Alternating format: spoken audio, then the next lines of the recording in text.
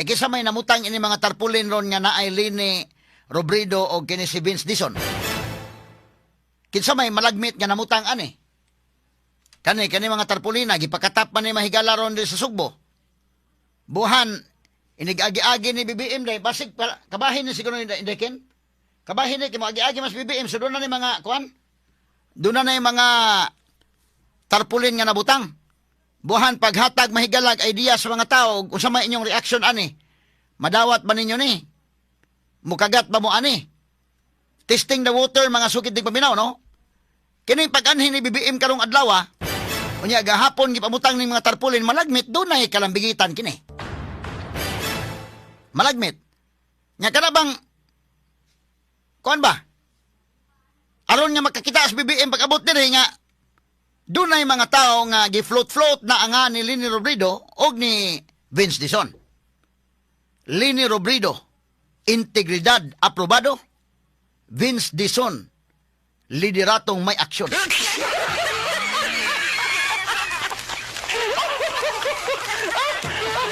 Kay daghan man ni mga tarpulin, daghan man ni mga tarpulina unya musugot tag sa dili, advertisement man gyud ni, no?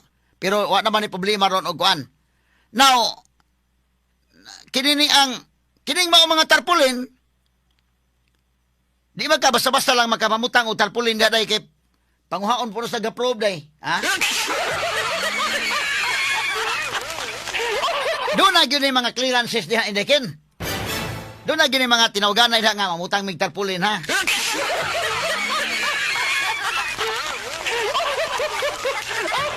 Doon na yun mga kamot nga nagmaniobra ini. Nga mo mamutang. Number 1, gigastuhan man eh. Kay kining pagpahimog tarpulin, mahipahimo magagag tarpulin, mahigalag, walay hinungdan.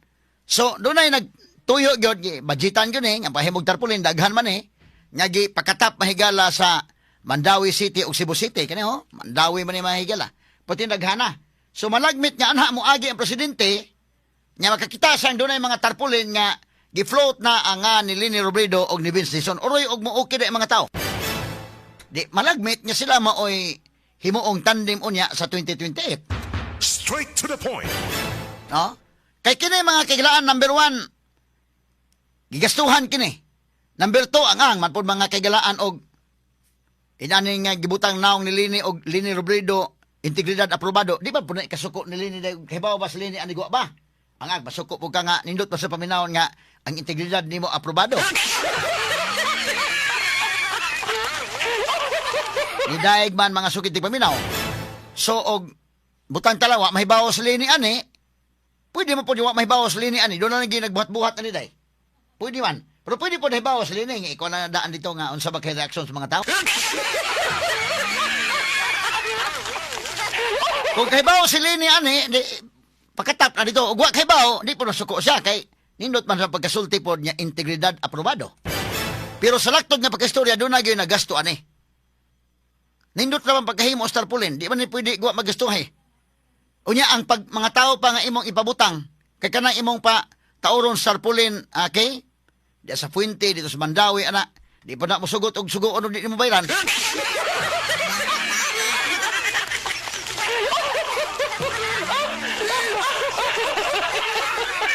So, nibayad ka yun, no? Yan, labos tananday, kanang mamutang kag tarpulin, di na basta-basta mamutang na kag tarpulin. Ay nga, kuhan. Badlungon ka, Indekin. Kisa may mo badlong Cebu City ang probe, no? Ayaw kayo makahugaw na diha, makakuha na. Ngani mahigala labi na kung ting sinulog nya mabutang ka dinha og mga tarpulin ana dako kag bayronon sa advertisement.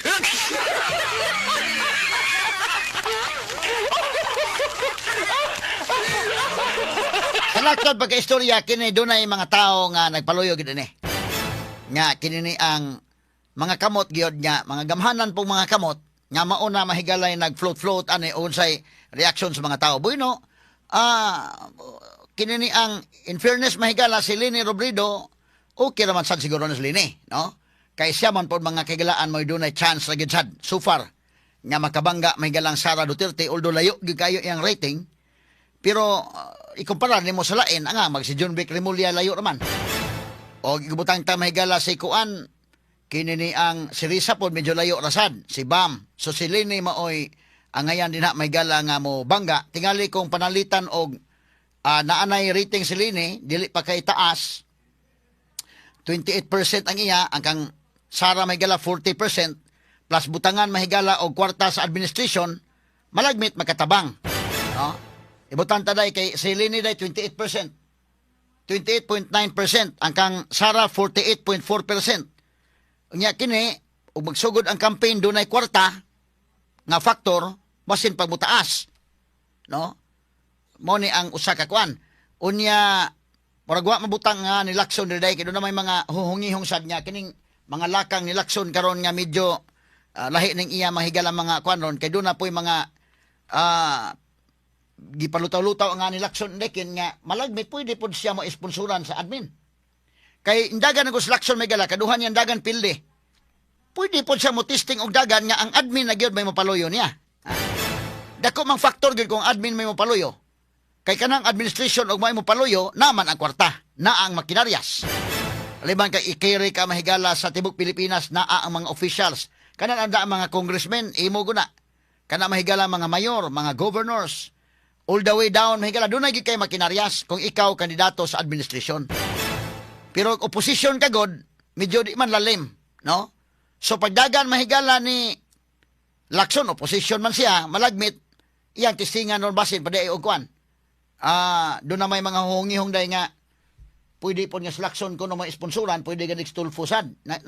Naparon sa kwan ang administration na aparon sa pagtanaw-tanaw kinsay gyud mao ipinakabangkabol. Kinsay pwede nga mabangga. But sa pagkakaron, ang pinakataas og rating ron nga makabangga-bangga ni Sara Duterte, although layo ra pero maoy pinakataas og rating sa mga pwedeng mo kontra si Leni Robredo. Kay 28% man kang Lini, kang Risa Ontiveros 3% la. Kang Junvic Remulla 1.5% la. Dunay undecided nga 14% kapin. So medyo kuan. Si Sara Duterte 48.4%, medyo taas ang iyang rating gyud. Layo kayo. So kung bisa pag-iipon ni Santanan, di gyapon magsilbi mahigala kang Sara. So ang ilang buhaton ani nga siguroon gyud nga ma-impeach si Sara. Buhan og ma-impeach si Sara, Lini na mo number 1 day. Wa ta kahibaw kung panalitan dunay laing Duterte nga mopuli og makuha ba niya ang rating sama sa rating ni Sara. Straight to the point. So mo ni ang mga strategy mga kailan karong adlaw ang last day o mutubag ba si Sara Duterte or dili sa House Committee on Justice niining iya mga higalang impeachment nga gipasaka, impeachment nga giaprobahan mahigala kay sufficient in form and substance insofar as the House Committee on Justice is concerned. Straight to the point. Now, ang mahitabo ani more on mga higala sa kang Sara nga kabahin kay panalitan sa kang Lini og matinuod nga si Vince Dizon mao iyang running mate. So si Lini maoy sa pink, si Vince maoy representative sa administration. Kaysa may sekretary may galas DPWH karon. Si Sara mangita pa siya og iyang running mate. Wa pa mahibaw kaysa running mate ni Sara. Pero si Lini, kung tanaw ni Dizon marag okay, malagmit nga mauna ni sila. Kay kung si Junvic, hambot ko ma-appeal si Dizon na pila ba kay rating. Asa may rating ni Dizon o ni Junvic, asa may mas taas. Tanaw nun nila. Para nga doon ay chance mahigala maaligri ba. Tanaw na ko, 1-on-1 ang mahitabo nga kumbate by 2028 ani. Kay kung dunay lain pang kandidato mabahin mga kagilaan solid man ang sa Duterte. So kung dili mga higala mag-ipon ang administration ug ang pink, medyo delikado sila. Muna nga si Frank Drilon ingon gyud siya nga kinahanglan gyud ang possibility nga mag-mix aron nga dunay chance mapildi Sara. Straight to the point. Now atong balikan mga higala. Malagmit nga kining mga tarpulin nga gipamutang ron, gituyo gyud butang. Kay niya si BBM karon Sugbo. Malagmit nga mga advance party kini ni BBM ang namutang aron paghatag og idea nga okay dai pod operasyon ni si Lini og si Dizon. Unsa may reaction sa mga tao ani? Or baka do na sa lain-laing nahon-honaan nga tandem. Unsa may rating ni Dizon dai compared ni Junvic Remulla? Mas taas Junvic? Mas taas Dizon? Okay, so mas taas si Dizon og rating kontra Junvic sa kuan. Sa kinini ang abi nako to kuan kay 87.87. So sa mga cabinet secretary si BBM mas taas-taas si Dizon og rating. kay ni John Vic. Okay, so malagmit nga kuan. Kana na ang og sila mo itandem, tanaw og basig madawat sa mga tao. No? Kay karon testing the water pa man ni ron mga higala kinsay angay nga ikandidato nga ikaparang ngadto kang Vice President Sara Duterte. So far wa pa magilaingan nga mogawas si Lini pamangyod. Bahalag layo basta at least siya maoy taas og rating sa mga layo, ha? Sa mga layo rating si Lini ang taas. Dugangan sa endorsement ni Marcos, ang pangutanan dako ini, i-endorse si Lini ni Marcos, iisa iyang kamot ni BBM, makatabang ba sa iyang rating or makadaot sa iyang rating?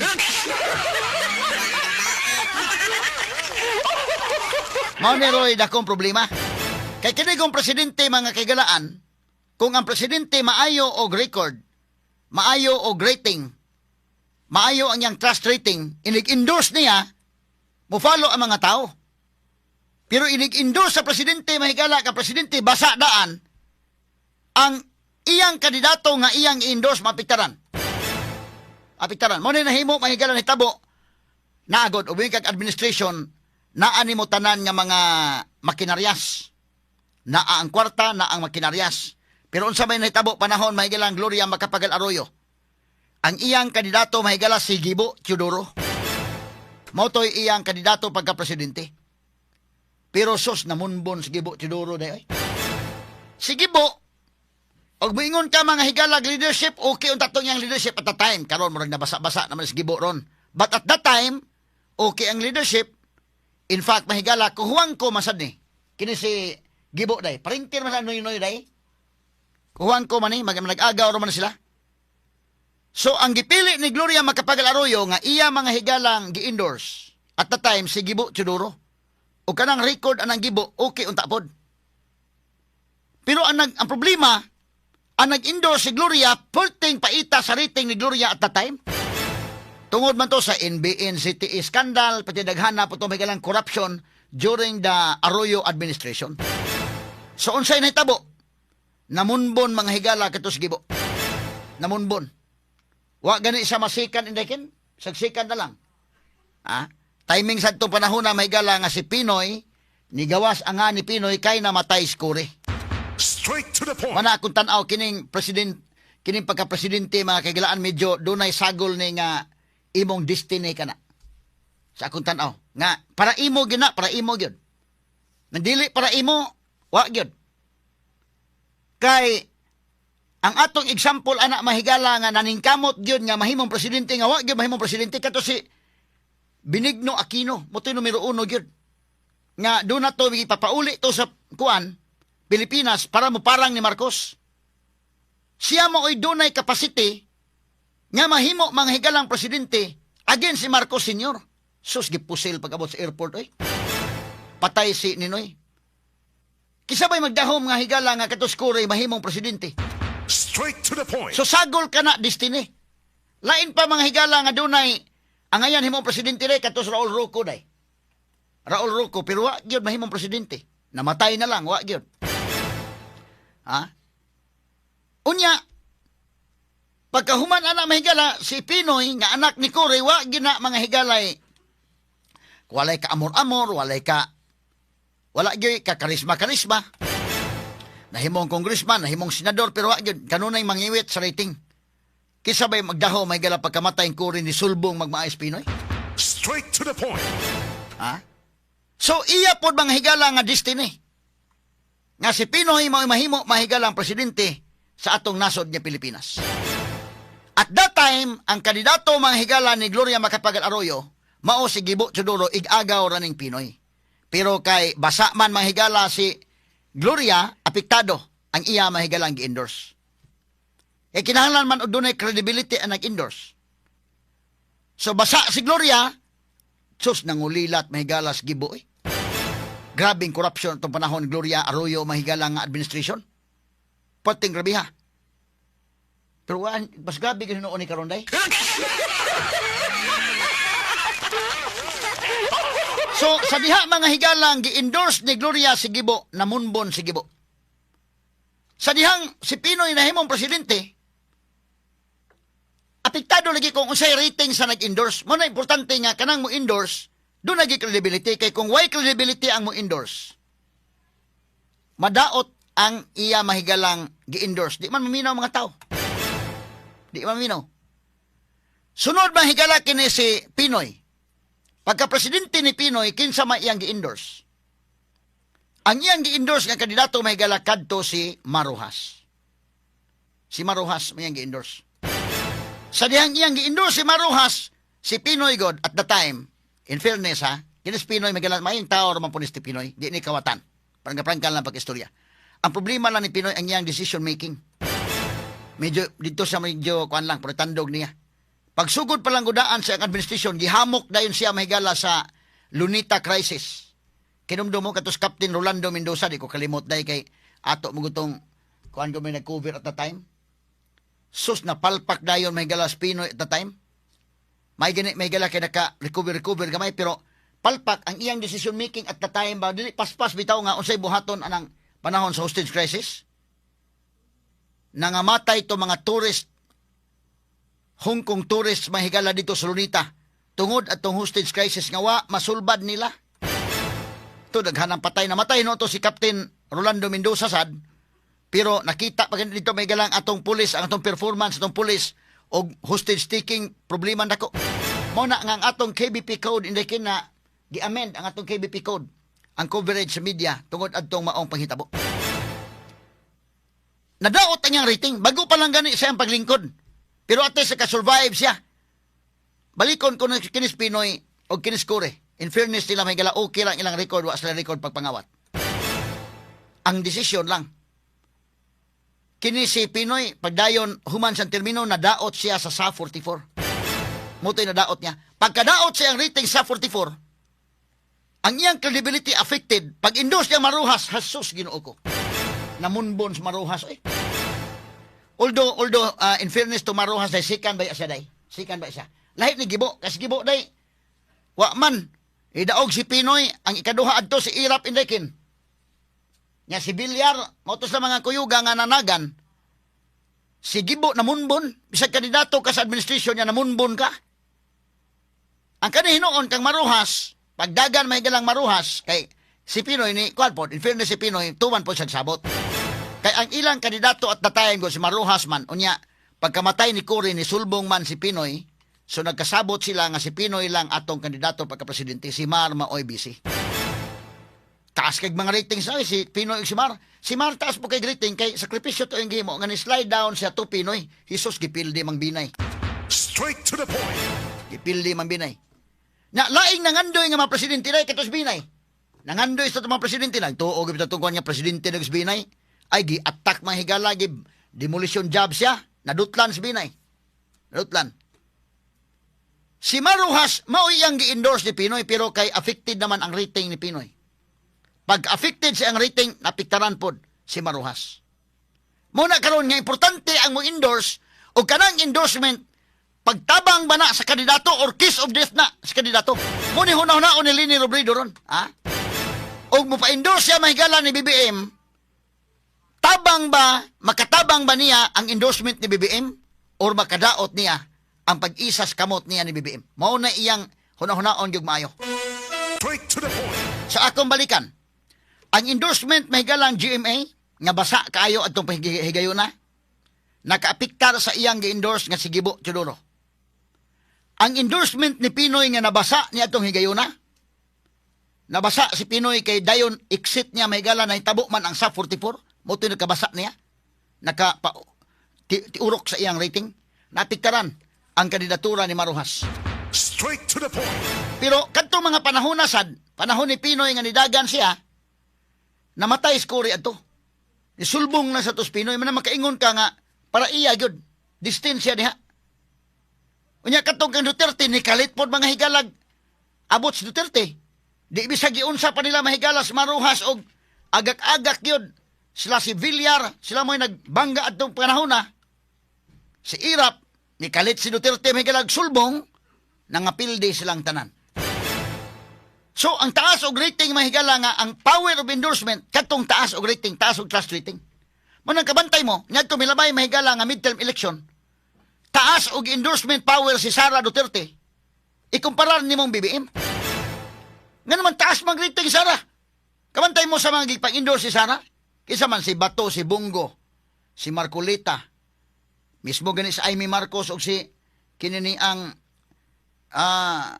Villar, Camille, no? Endorse ba na ni Kwan? Dili nagpa-endorse ni Sara. Kaya kita sila sa power of endorsement. Si BBM, na hinahinay may galagwa na mukuyog sa mga rally, labi na tong panahon nga medyo na daot ng yang rating sab, labi na mga higala katong napadaan nila si kanhi Presidente Rodrigo Duterte didto sa dahig. Apektado ang rating. So, muna nga ang usa ka presidente, kung taas siya rating, dako kanang factor nga mo endorse. Pero kanang endorsement sa presidente, kung basa ang iyang rating, kiss of death ka na. Straight to the point. Muna huna-hunaon ng lini maayo mahigalag, unsa ba gyud? O mag-ipon ang Pink o ang Marcos. Ang pangutanan dako ron, musugot ba siya nga iisa niyang kamot inday kini BBM? Kadako ang problema ni ron, no? Malibog man ka. Unsa man mo na? Or magsabot sila nga di lang isa-isa kay basi may magkadaot noon. Eh tanawon man mo na, negative 3 gud ang rating ni BBM. Unsa man nimo na pag endorse? Nay kwarta. Administration man, so ang pabor ni Lini ug doon na sa iyang kaugalingong followers plus mo tabang sa BBM niya, doon ay kwarta, doon ay makinarya. Kana. Doon ay kwarta, doon ay makinarya. Medyo advantage ang dapita. Kay kung si Lini po ng Pink Club iyang saligan, nahitabo naman na kaniadto mga higala nga medyo lisod yun. So, ibong iusa nilang pwersa. Malagmit, basit pag doon ay chance. Pero mga tao, doon na may mga tao, kung doon na kayo mga istorya, doon na kayo mga istorya, nga okay lang sila suko na Duterte ang uban. Kato suko Duterte, basta sige lang, okay lang. Basta importante mapildi si Sara, mag-ipon sila. Pero doon na giuban po niya, kaluod Kaluod Lini na, muraman o ka na ang natakdan sa pagkatrapo. Nawa ang prinsipyo ba? Nawa ang prinsipyo nga, kana, imo ganan ang giaway kanito pagsugod na pa yung mga suskaron panahon na gud gani ananing social media ang mga video clips kani adto nga ko naa natigom. Kaya kini mga netizens gabi kayo mo tigom. Gidaot pa kanili nitong kuan nga kawatan ning Mang Marcos ana. Nya karon makalit ang saghangops kawatan. Dunay mga naistorya nako nga niingon nga okay na lang o mag-ipon sila basta importante nga mapilding ma Duterte. Pero doon na po iniingon ako umuipon sila ni iisa yung kamot Marcos, di ko. Pag Duterte na lang ko. Nasad! So nabahin na mga tao, ani? Huna-hunaon ni Lini, yan timang-timangon, umayo ni nga, bida, no? Iisa yung kamot ni BBM, unsa kay may tabo, no? O, tanaw no, nandapita. Medyo makalilibog nandapita ron.